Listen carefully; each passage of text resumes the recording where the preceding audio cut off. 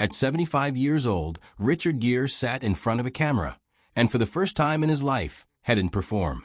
His voice cracked, his eyes filled, and in just 10 quiet words, he told the world something that decades of Hollywood fame had buried deep inside him. He said, "She was the love of my life." That was it. No grand speech, no perfectly rehearsed line, just a man finally broken open, finally telling the truth. And the world stopped to listen. But here's what nobody is talking about. Those 10 words weren't just about one woman. They were the final confession of a man who spent 50 years running from love while pretending he had already found it.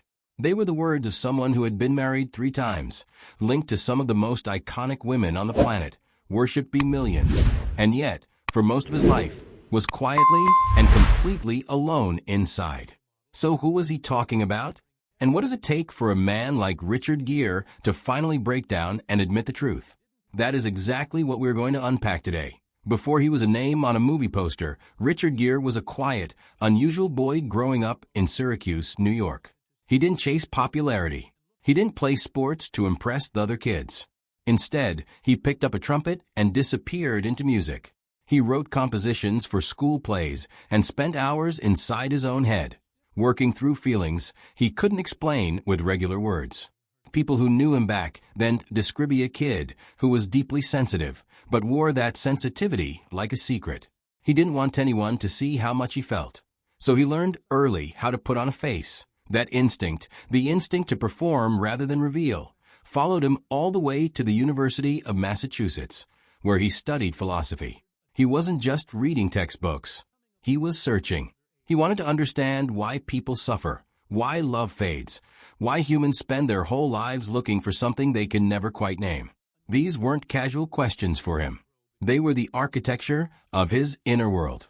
And while most young men his age were thinking about parties and careers, Richard Gere was already sitting with questions that most people don't ask until very much older, maybe by the time the 1970s arrived. Richard had made his way to Hollywood, and the industry embraced him the way it embraces all beautiful, mysterious young men. Fast, loudly, and with very little interest in who he actually was underneath the looks. His early relationships reflect this completely. Women were drawn to him, and he was drawn to them, but nothing lasted. Carol Mallory, a model who spent time with him during those early years, once described him as someone who was always in motion, always becoming something new. The problem with someone who is always becoming is that they never quite arrive. And you cannot build a home with someone who is always on the way to somewhere else. Then in 1978, something happened that changed the direction of his entire life, though almost nobody recognized it as significant at the time. He traveled to Nepal and India with a woman named Sylvia Martins, a painter who moved through the world differently than anyone he had ever known. In the mountains of the Himalayas, Richard Gere walked into a Buddhist monastery and felt something shift in his chest. He sat with Tibetan monks and listened to them explain that the things most people spend their lives chasing, fame, beauty, power, money, are not the source of peace. They are the source of suffering. For a man who was already one of the most desired people on the planet, this was not just a philosophy. It was a mirror that he came back from that trip a different person. Or rather, he came back more aware of the person he had always been but never allowed himself to be. The fame kept growing, of course. By the early 1980s, he was being called the sexiest man alive, appearing one very magazine cover imaginable, and starring in films that made women across the world fall in love with a version of him that he was quietly beginning to resent. Because here is the painful irony of Richard Gere's life at that time. The more the world loved the image, the more he felt invisible behind it. He started to withdraw. He meditated more. Het revealed to Tibet. He poured energy into humanitarian causes. But in his personal life, the pattern stayed the same. Connection without roots. Warmth without depth. Relationships that burned bright and then dissolved at IN 2025. Searches for Richard Gere's emotional breakdown interview spiked dramatically online. People were looking for the moment, the raw, unfiltered version of a man who had always been so carefully composed. And what they found surprised them. Because the Richard Gere who appeared in recent interviews and public appearances is nothing like the controlled, guarded icon of the 1980s. He looks lighter, softer, like someone who has finally put down something very heavy. But to understand why he broke down, you of Vito understand what he was carrying in 1988. At an outdoor party in Beverly Hills hosted by the legendary photographer Herberts, Richard Gere met Cindy Crawford. She was 22. He was 39. And the gap between them wasn't just measured in years. Cindy was electric with ambition, stepping into the full power of her rising career, hungry for the world and everything it had to offer. Richard was already growing tired of the spotlight that she was just beginning to inhabit. But the chemistry was undeniable. And in 1991, they made it official. Not with a lavish Hollywood wedding, but with a quiet, sudden ceremony in Las Vegas, exchanging rings made from silver gum wrappers. It was impulsive, it was romantic, and it was already a sign of how fragile the foundation was. Their marriage lasted for years before the cracks became impossible to ignore. Cindy later spoke openly about feeling like she lost herself in that relationship. She was so young and so determined to be what Richard needed that she stopped listening to who she actually was. And Richard, for his part, was moving in the opposite direction. He wanted stillness. He wanted silence. He wanted to step back from everything that made them so publicly perfect together. By 1995, they were done. And unlike most Hollywood divorces, there was no war, no tabloid battle. Just two people acknowledging quietly that they were walking in different directions and choosing to respect each other enough to let go. After Cindy, Richard made a choice that said everything about where he was headed. He stepped away from the flashing lights completely. He traveled. He meditated. He looked for a different kind of life. And in that search, he found Carrie Lowell, a woman who understood quiet the same way he did. Carrie was known to the public as a Bond girl. Viewed in real life, she was grounded and calm in a way that most people in Richard's world simply were not. They built something together that felt genuinely peaceful.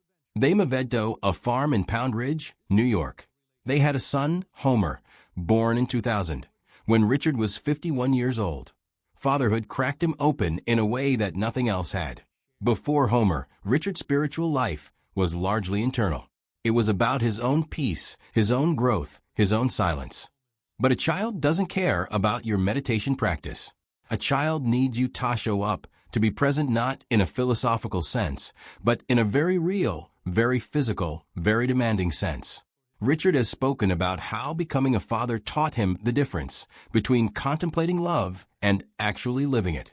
And for a while, it seemed like he had found the life he had been searching for all along. But quietly over the years, a different kind of silence grew between him and Carrie. Not the peaceful silence they had built together, but the silence that comes when two people realize they have slowly become strangers.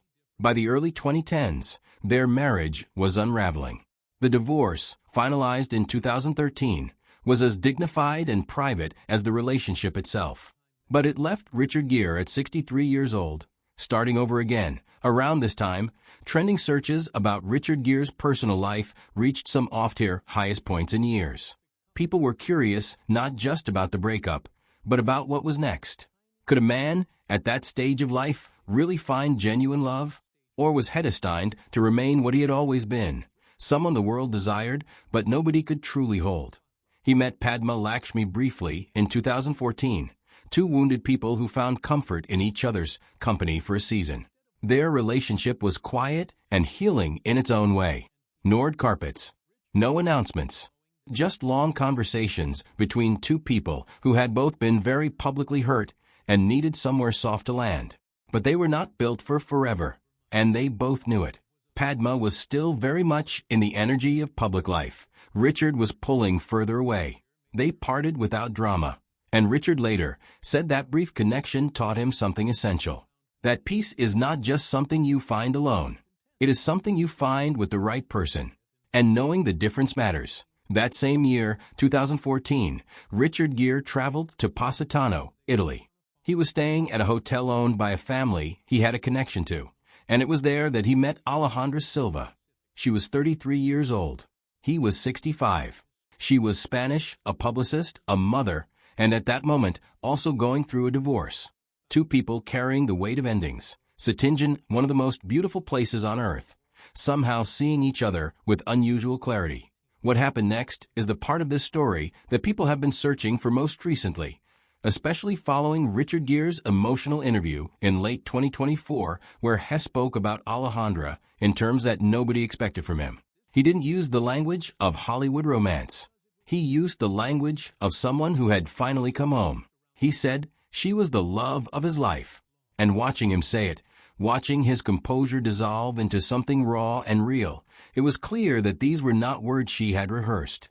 They were words that had been waiting inside him for a very long time. But he courted Alejandra the way he had never courted anyone before. Not with fame or with grand dramatic gestures designed to impress. He sent her flowers every day. He wrote her handwritten letters. He composed short songs and sent them to her with no expectation of anything in return.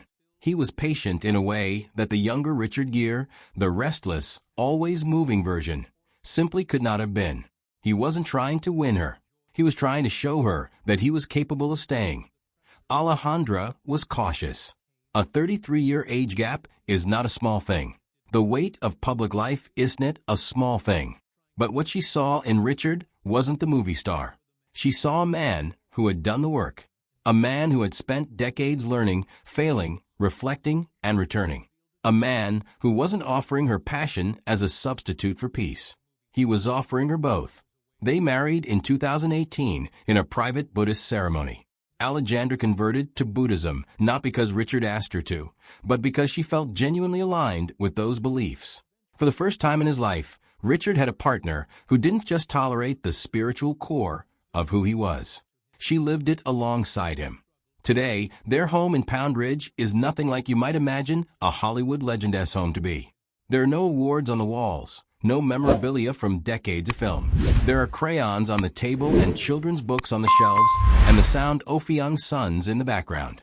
Richard still writes music in the mornings, but now he writes it for Alejandra. He still sends flowers, but not to win anything. He sends them because it makes him happy to make her happy. That distinction between love as performance and love as presence is the entire arc of his life compressed into one quiet daily ritual. What broke Richard Gere down, in the end, wasn't grief or loss. It was gratitude. The kind-of gratitude that arrives when you have spent so long looking for something that you had nearly given up believing it existed. When he says she was the love of my life, he isn't just talking about Alejandra. He is talking about the version of himself that she helped him finally become. A man who stopped performing. A man who stopped running. A man who, at 75 years old, looked at his life and felt, perhaps for the first time, completely and genuinely at peace. His story is not a fairy tale about finding the perfect person. It is something more honest than that. It is about the long, difficult, often painful process of becoming someone who is capable of real love. Richard Gere spent decades building walls and calling them depth, wearing masks and calling them mystery, moving constantly and calling it freedom. And then, in a hotel in Positano, he met a woman who saw through all of it. Not because she was extraordinary in the way Hollywood defines extraordinary, but because she was real. And he had finally, after all those years, become real enough to recognize her. If you have ever felt like love kept slipping through your fingers, or like you kept choosing the right person at the wrong time, or like there was some version of yourself that you were still waiting to meet, then Richard Gere's story is for you. Because his message, buried inside those 10 words that cracked the internet open, is actually a very simple one, that you cannot find the love of your life until you are willing to stop performing your life. Drop the mask. Stop running. Be still. And let the right person see you exactly as you are. That is what Richard Gere finally learned. And it only took him 75 years to get there. If his story moved you or made you think about your own journey, leave a comment below and tell us which part hit closest to home. And if you want more stories about the real lives behind the icons, hit subscribe and ring the bell. Because the most important stories are almost never the ones that make the headlines.